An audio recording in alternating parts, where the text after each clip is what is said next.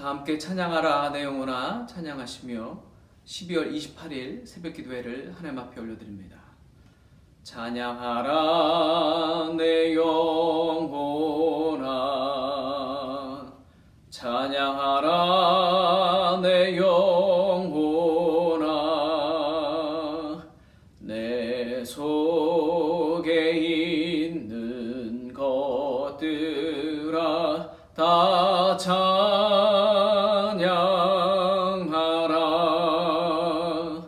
기도하라 내 영혼아 기도하라 내 영혼아 내 속에 있는 것들아 다 기도하라.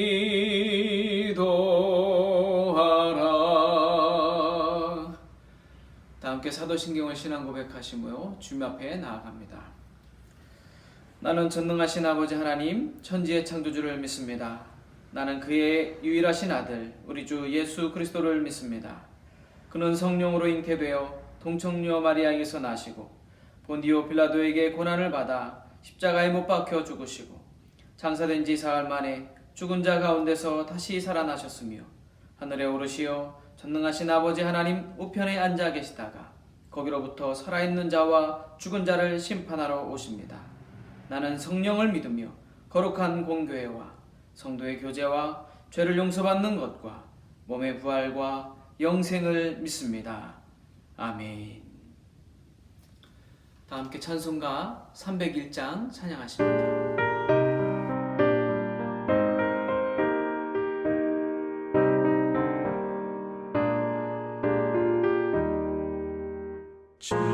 지금까지 지내온 것 주의 크신 은혜라 한이 없는 주의 사랑 어찌 이루 말하랴 찬악해라 주의 손이 항상 모든 일을 주 안에서 형통하게 하시네. 몸도 맘도 연약하나 새 힘 받아 살았네. 물 붓듯이 부으시는 주의 은혜 족하다. 사랑 없는 거리에 나 험한 산길에 갈 때 주의 손을 굳게 잡고 찬송하며 가리라.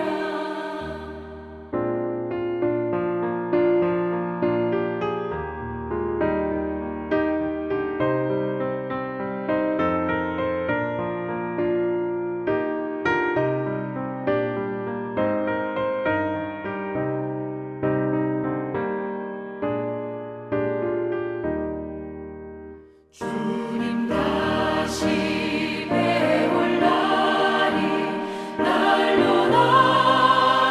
다가와 무거운 짐 주께 맡겨 벗을 날도 멀잖네.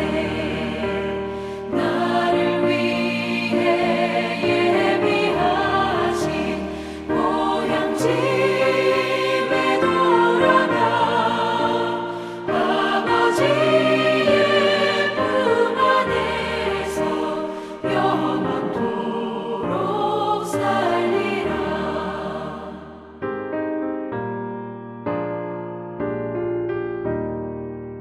오늘 우리에게 주실 말씀은 베드로후서 2장 1절로 11절의 말씀입니다. 그러나 백성 가운데 또한 거짓 선지자들이 일어났었나니 이와 같이 너희 중에도 거짓 선생들이 있으리라. 그들은 멸망하게 할 이단을 가만히 끌어들여 자기들을 사신 주를 부인하고 임박한 멸망을 스스로 취하는 자들이라. 여럿이 그들의 호색하는 것을 따르리니 이로 말미암아 진리의 도가 비방을 받을 것이요 그들이 탐심으로써 지어낸 말을 가지고 너희로 이득을 삼으니 그들의 심판은 옛적부터 지체하지 아니하며 그들의 멸망은 잠들지 아니하느니라.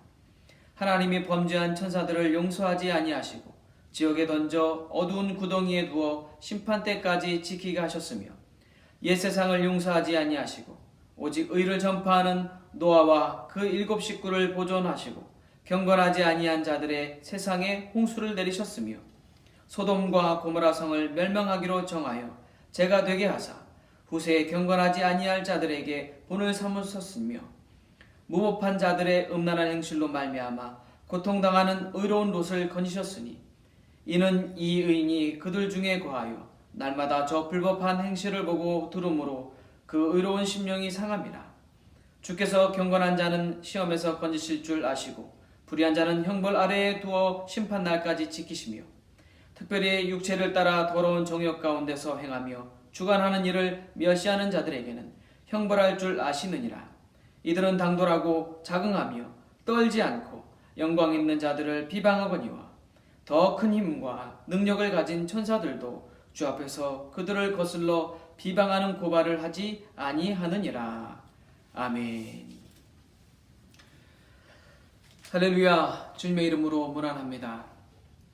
이제 올 한 해도 한 손으로 그 숫자를 꼽을 수 있을 만큼 이제 며칠 남지 않은 것 같습니다. 돌아보면 올 한 해를 살아내는 것이 이전 그 어느 해보다 몇 배로 힘들었던 한 해였던 것 같습니다.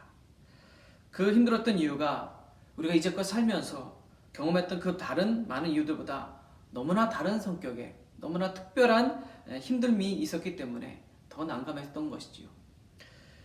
이런 집단적인 생명과 건강의 위기 앞에 어찌 대처하고 또 어떻게 해결해야 할지 그 방법을 알지 못해서 정말 눈앞이 캄캄했던 한 해였던 것 같습니다. 그래도 우리 믿음의 사람들에게는 하나님이 함께 계셨기 때문에 이 고비들을 버티고 이겨내는데 훨씬 수월했던 것이 아닌가 생각해 봅니다.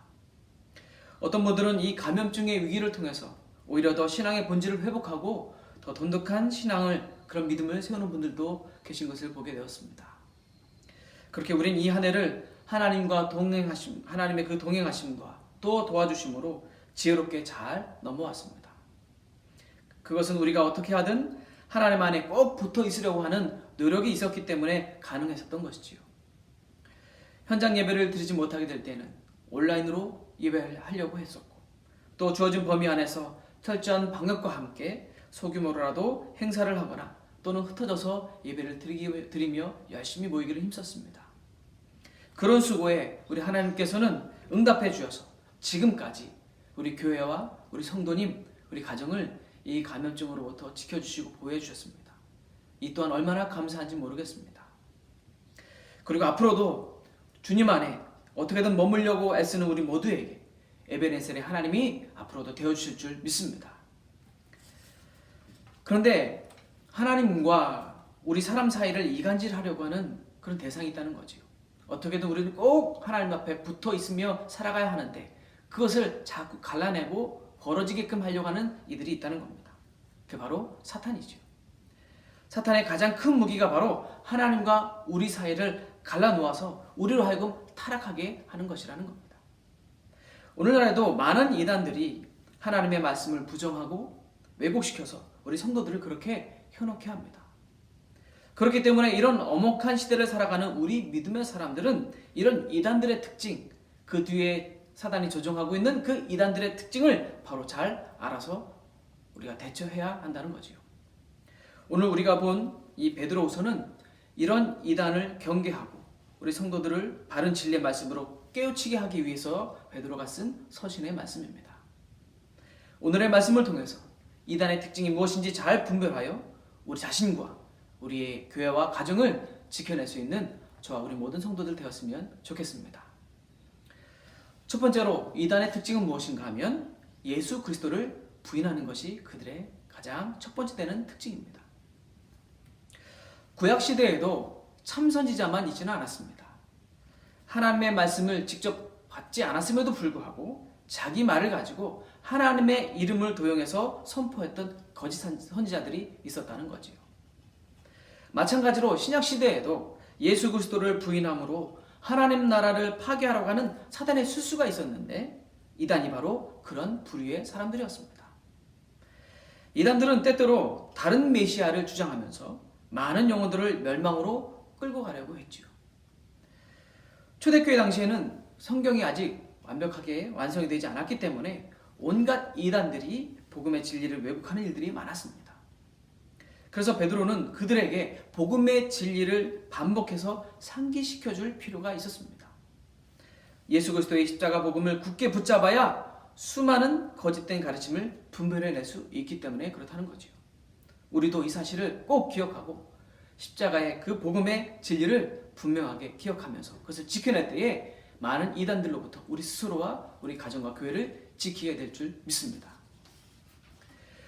두 번째 이단의 특징은 물질에 대한 탐욕을 추구한다는 것이 그들의 특징입니다. 이단은 성도들을 현혹해 해서 영혼을 멸망하게 할 뿐만 아니라 재물을 갈취함으로 탐욕을 채우게 한다는 거죠. 탐욕의 마음을 계속 끊임없이 채우도록 그 마음을 키우게 한다는 겁니다. 예수님은 제자들에게 이 땅에 재물을 쌓지 말고 천국에 쌓아두라 그렇게 말씀하셨지요. 탐욕을 추구하지 말란 말씀을 하신 겁니다. 우리가 드리는 헌금은 하나님의 은혜에 대한 그 감사를 자원하는 마음으로 표현하는 것입니다. 그리고 복음과 이웃 사랑을 위한 목적으로 바르게 사용되도록 우리가 모아야 될, 하나님께 드려야 될 의무가 있는 것이지요. 만약 교회가 그렇게 하나님께 드려진 물질을 잘못 사용한다면 건강하지 못한 교회가 되고 마는 겁니다. 교리적으로는 이단이 아닐지 모르지만 바르게 하나님의 물질을 사용을 제대로 하지 못한 교회는 그 행위로는 탐욕을 쫓는 우상 숭배와도 다르지 않다는 거지요. 따라서 교회와 우리 믿음의 사람들은 이런 재물에 대한 성경적인 관점을 바르게 이용하고 온전하게 하나님 기뻐하신 일들을 위해 사용할 수 있어야 할 줄 믿습니다. 마지막으로 이단의 특징은 육체의 정욕을 따라 음행하는 것입니다. 하나님이 거룩하신 것처럼 우리 하나님의 백성들도 거룩해야 합니다. 특히 성도의 몸은 성령이 거하는 전이기 때문에 정욕을 따라 음행하지 말아야 하죠. 이단들은 성령을 대적하기 위해 사람들로 하여금 음행에 빠지게 현혹시킵니다. 음행했던 소돔과 고모라 성 사람들처럼 하나님의 진노의 심판을 받게 한다는 겁니다. 민수기 25장 말씀을 보면 이스라엘 백성이 발람 선지자의 그 계략에 빠져서 음행과 우상 숭배를 했던 내용이 나옵니다. 그랬다가 24,000명이 연병에 죽는 하나님의 엄중한 심판을 받게 되죠. 이것처럼 하나님은 음행하는 자와 우상 숭배하는 자들에게 진노의 심판을 내리십니다. 따라서 믿는 이들은 정욕을 따라 사는 것이 하나님 나라를 대적하는 사단의 계략이라는 사실을 꼭 기억하면서 거룩한 성전인 우리 몸으로 정욕을 따라 살아가는 것이 아니라 하나님 앞에 거룩한 산 제사로 영적 예배의 삶을 살아가야 할 줄 믿습니다. 사단과의 싸움은 어떤 일이 있어도 양보할 수 없는 영적 전쟁입니다. 그 싸움에서 승리하는 비결은 성령의 검인 곧 말씀을 믿고 그대로 행하는 거지요. 예수님이 사탄의 시험을 말씀으로 물리치신 것처럼 우리 믿는 이들 또한 말씀으로 시험을 이겨야 할 줄 믿습니다. 하나님의 전신갑주를 무장해서 사단의 세력을 이기고 하나님 나라와 의를 위해 늘 싸우면서 오늘도 내일도 맡겨주신 역할들을 잘 감당하는 그런 일꾼들이 되어야 할 줄 믿습니다. 이 한 해도 이렇게 버티고 싸워 이기게 하신 것처럼 내년에도 또 그 이후에도 아니 하나님 나라 가는 그날까지도 사단의 모든 계략을 잘 꿰뚫어 알고 대적해서 승리하는 저 우리 모든 한서의 가족들이 다 되시기를 주님의 이름으로 간절히 부탁드리겠습니다. 기도하겠습니다. 지금 여기까지 우리를 지켜주시고 인도해주신 에베네셀의 하나님, 하나님 아버지의 자상하신 사랑과 은혜에 진심으로 감사드립니다.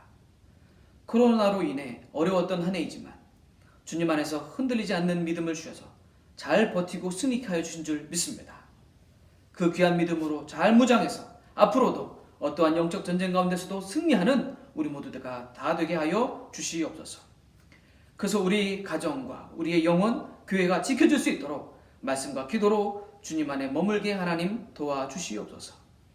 좀처럼 나아지지 않는 감염증으로 인해 다 함께 모여 예배하기 어려운 때가 되어졌지만 이럴 때일수록 믿는 우리들이 더 깨어 기도할 수 있도록 세상을 분별할 수 있는 영적인 눈이 밝아지게 하나님 도와주시옵소서.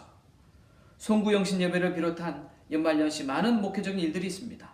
차질 없이 잘 준비되게 하시고 은혜와 감동의 시간이 될 수 있도록 성령께서 주관하여 주시옵소서. 모든 목회적인 일들을 이끄시고 인도하시는 담임 목사님께 피곤치 않는 힘과 영권을 더해 주심으로 지금까지 잘 감당케 하신 것처럼 앞으로도 모든 목회적인 일정도 주 안에서 너끈히 감당케 하나님 도와주시옵소서. 우리를 주 안에 머물 수 있도록 구원해 주신 우리 구주 예수 그리스도 이름으로 간절히 기도드렸사옵나이다. 아멘. 오늘 주신 말씀 의지해서 우리 다 함께 같이 기도하겠습니다. 교회를 위해서 또 우리 주변에 우리 중보기도가 필요한 우리 성도들을 위해서 우리 선수리와 경준이 사랑하는 두 청년을 위해서도 기도하시고 담임 목사님과 우리 사랑하는 자녀들을 위해서도 또 나라 민족을 품고서도 함께 같이 기도하며 우리 하루 일과를 시작하겠습니다. 기도합니다.